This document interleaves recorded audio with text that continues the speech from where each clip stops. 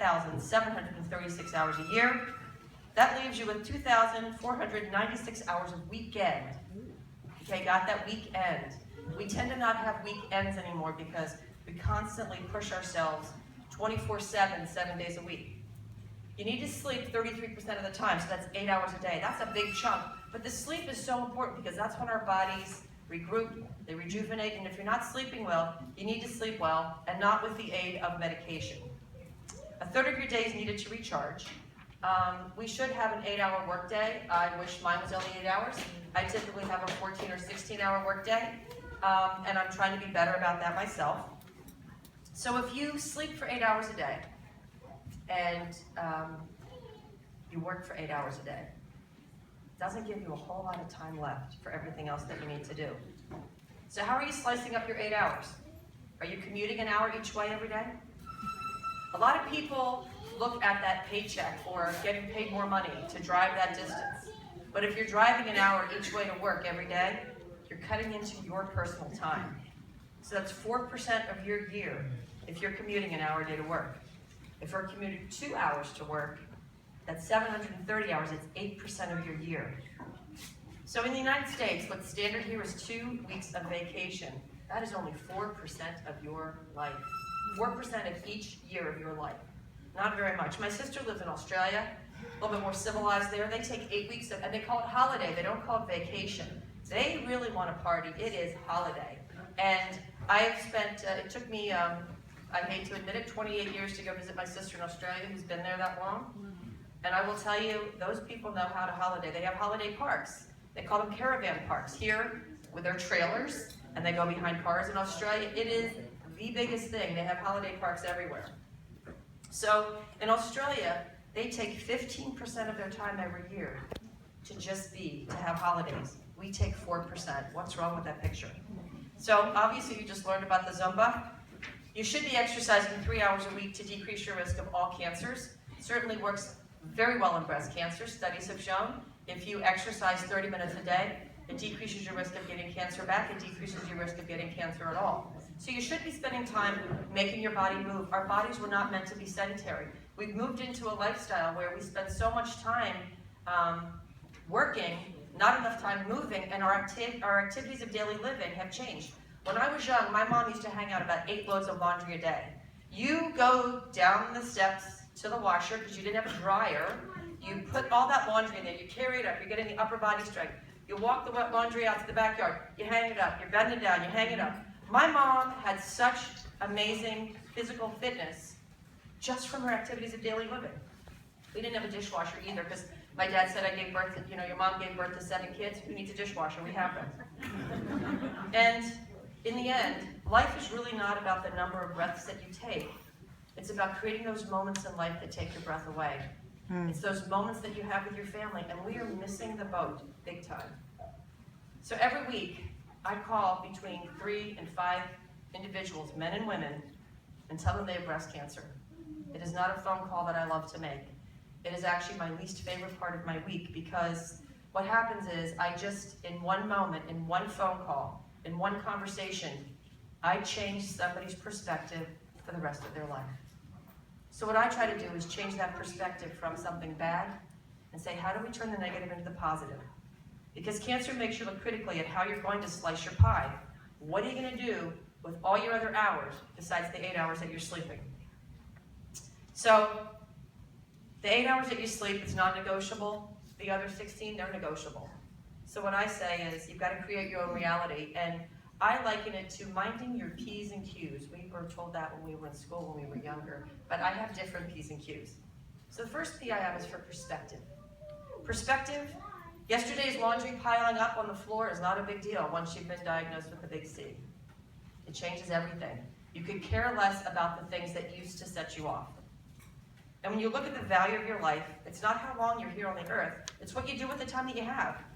People will notice that I love dragonflies, and dragonflies are the Native American totem of change and transition. The reason I love dragonflies, they have a very short life. They're very adaptable. As long as you take off 2 wings and it's not the ones on the same side, they can continue to fly. They love to reproduce, and they have a very light, airy energy about them. They fly around, and they were absolutely beautiful creatures. So there was a time when my general surgery practice was killing me. I was a hardworking general surgeon, literally working probably 100 hours a week, and I realized that I was missing out on a lot of things in my life. My girlfriend, Chris O'Donnell, was an orthopedic surgeon, again, doing the exact same thing. Chris was 42 years old when she was skiing down a ski slope over the Christmas vacation. And she called and she said, I had a foot drop. She said, I can't believe it. She kept falling. And that was the beginning symptom. And literally, the day after she called me about that, I watched a special on the Today Show about Lou Gehrig's disease and these sisters who were taking care of their sister through the disease. Well, suffice it to say, my girlfriend Chris, later that year, was diagnosed with Lou Gehrig's disease, very progressive. And at that point, I had been going through my own spiritual awakening and had been learning about different aspects of healing through other friends. And Chris kind of thought that we were out there and that I was being one of the, she called us the witches because she said we would get together, we talked about all these spiritual things. And suddenly, when she was diagnosed with Lou Gehrig's disease, she said, you know what? I need to learn about healing. I need you to come over. I need the cliff notes. I need everything that you can tell me and help me about because I have a disease that they say there's no cure for.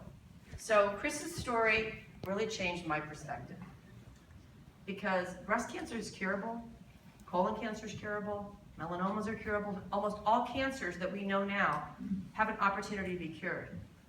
But a disease that doesn't have an opportunity to be cured, there's only one option, and that option is healing. So the next thing is priorities. What do? No one's guaranteed tomorrow. I talked to a patient as I was driving up here today, and she told me she was deciding who was going to get her jewelry. And I'm like, well, you're not dying. You're not dead yet. You just went through your first round of chemo. But I explained to her that it's normal when you're diagnosed with cancer to have those feelings and those concerns because nothing makes your priorities get in order, like a diagnosis of cancer. Because we all know we're going to die. Anyone that's getting out of this life alive, I would like your secret because I don't know how that's going to happen. But the thing is, if we knew when we were going to die, how differently would we prioritize those things in our lives? And so why should anyone wait for a diagnosis of cancer to figure out what really matters in life and to figure out their priorities? So my girlfriend Pam Peak, who's an amazing fitness guru, had a show that was about survival. And survival is really about adapting and adjusting. Because you can't always change what comes in front of you, but you can adapt and adjust your reactions to it and your responses to it. And one of the things that was so amazing about that show, it was a really simple show, but it was about, could you escape a burning building? Are you fit enough to escape a burning building? And some of these people did not have the upper body strength or the wherewithal to even be able to save their own lives. So it brings me to my point that when cancer strikes, it requires the person to make themselves the #1 priority in their life. And that was what I couldn't get out of my patient on the phone as I drove up here today. Everybody else was important, and I told her, you've got to allow yourself the time to heal in between your chemos so that you can take care of everybody else when you're better. She was upset because she wasn't working in her daughter's restaurant today, and I said, you know what? How many years have you been doing this? You're in your 70s, get over yourself. Like, the restaurant has to survive without you, but it's not going to survive with you unless you take the time to take care of yourself now. So purpose, a purpose-driven life. What is your reason for being alive? For a lot of us, we don't really know what our purpose is, and you don't ask ourselves, what's our purpose in life? But happiness and joy come from within, and it's not something that you find a jar of happiness on a shelf in your kitchen. Happiness is something that has to come from within. And if you can't find happiness within yourself, you're not going to be able to find happiness in the outside world. So I believe that my purpose in life, and what I would call a birth vision, was to bring together Eastern and Western medicine. And it's one of the things that I think I've been doing pretty well. I'm recognized as a national breast cancer expert and a thought leader in state-of-the-art breast cancer care. But the thing that I think is more important is I'm reminding all of my colleagues the importance of healing our patients and not just curing their cancer. Because if I have a patient who's got stage 1 cancer and I cure her cancer surgically and she doesn't need any other radiation or chemo or anything else, and she sits in her kitchen with her lights off waiting for her cancer to come back, I've not promoted any healing in this person. All I've done is cured cancer, and I've not taken care of my patient. So passion.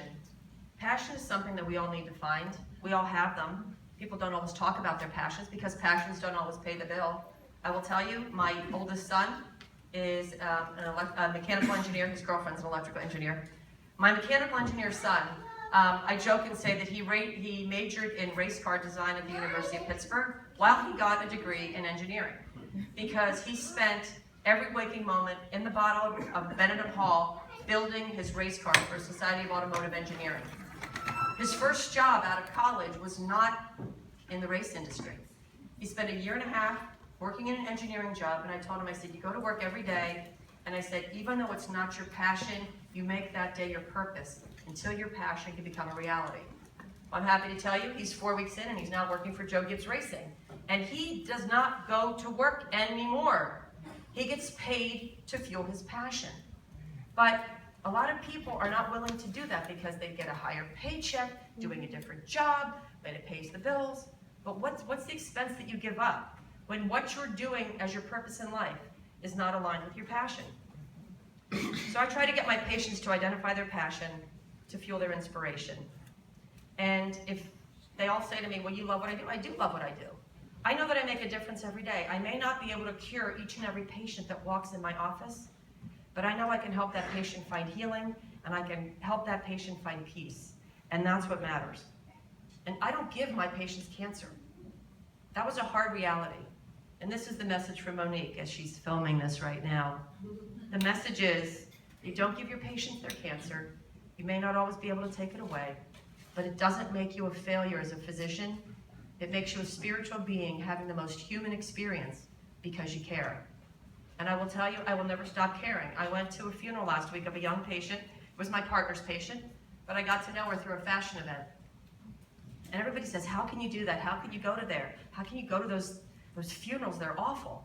And I said, they're not awful. They're celebrating the life of a beautiful soul who, unfortunately, this was their journey. And you support the families, and you support the children, and you support your other patients who were part of that support group. And you be there for them. So when you follow your heart's passion, the universe conspires in your favor. And I have been, my universe has conspired over and over and over again. It conspired to get Monique here.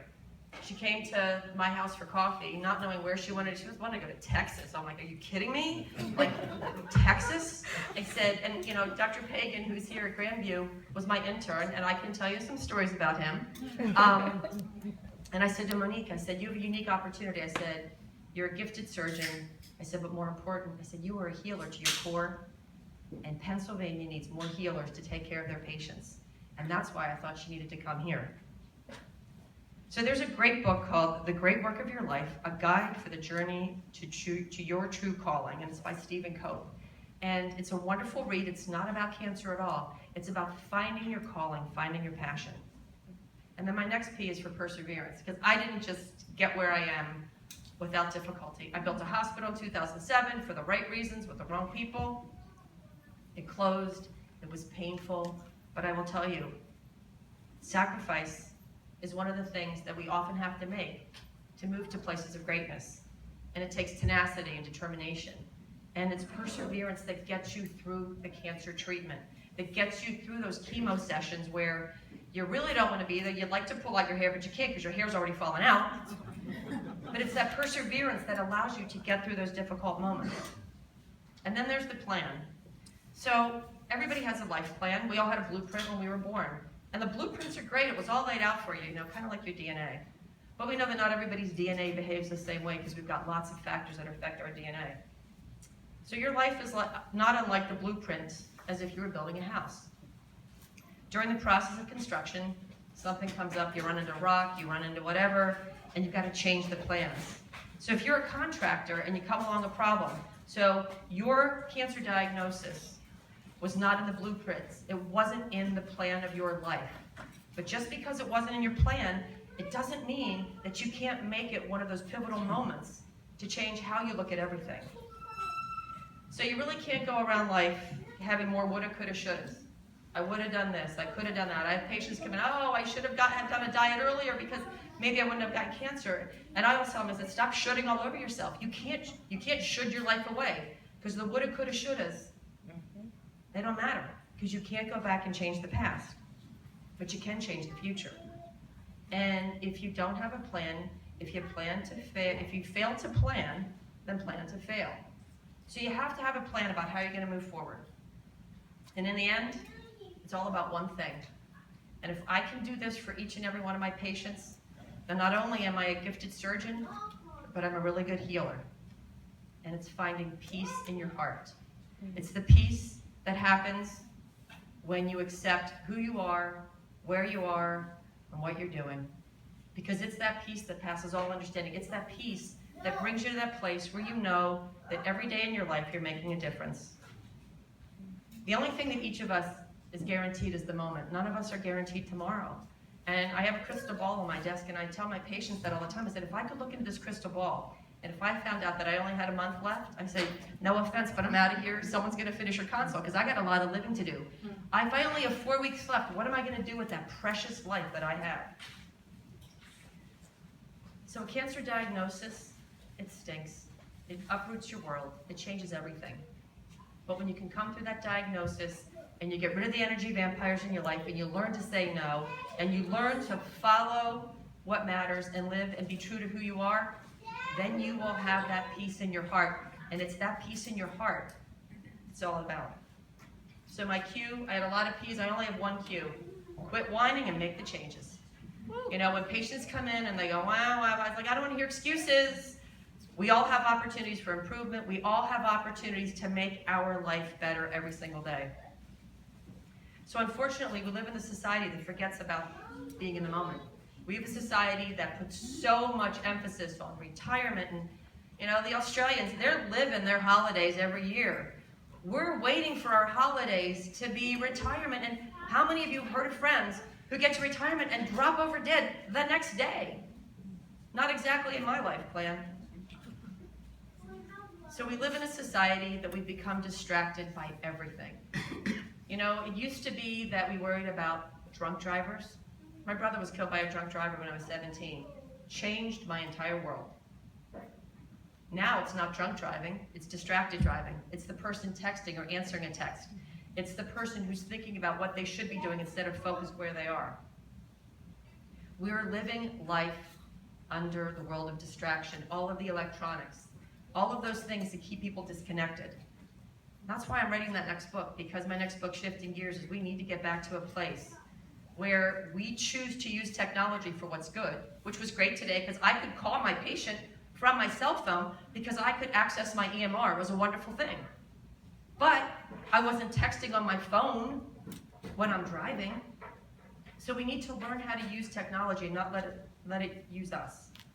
So at my hospital, at Holy Redeemer, we have a motto. It's your life is calling. And it really is. Your life is calling you to be exactly who you were meant to be. Back to that blueprint, despite the remodeling and the changing of the plans along the way. And the first thing you need to remember is there are no ordinary moments in life. All of our moments are extraordinary. We just have to see them as that. Be conscious of your choices and responsible for your actions. We live in a society currently where accountability isn't always something that people are held to. And I think you need to be accountable. I think we all need to be accountable for what we do. And I think my patients need to be accountable for helping themselves become the healthiest they can be. So try not to live your life distracted. And the final, death is not sad, it's just a transition. Our souls are eternal. And none of us are getting out of this life alive. I swear to you, if I knew how to do it, I would share my secrets, but I don't. But the saddest thing is that most people do not live at all. They live their life not really, truly being present in the moment. So for everybody in this room, whether you've had cancer, whether you're a caregiver, your life is calling you. So I encourage you just to live it.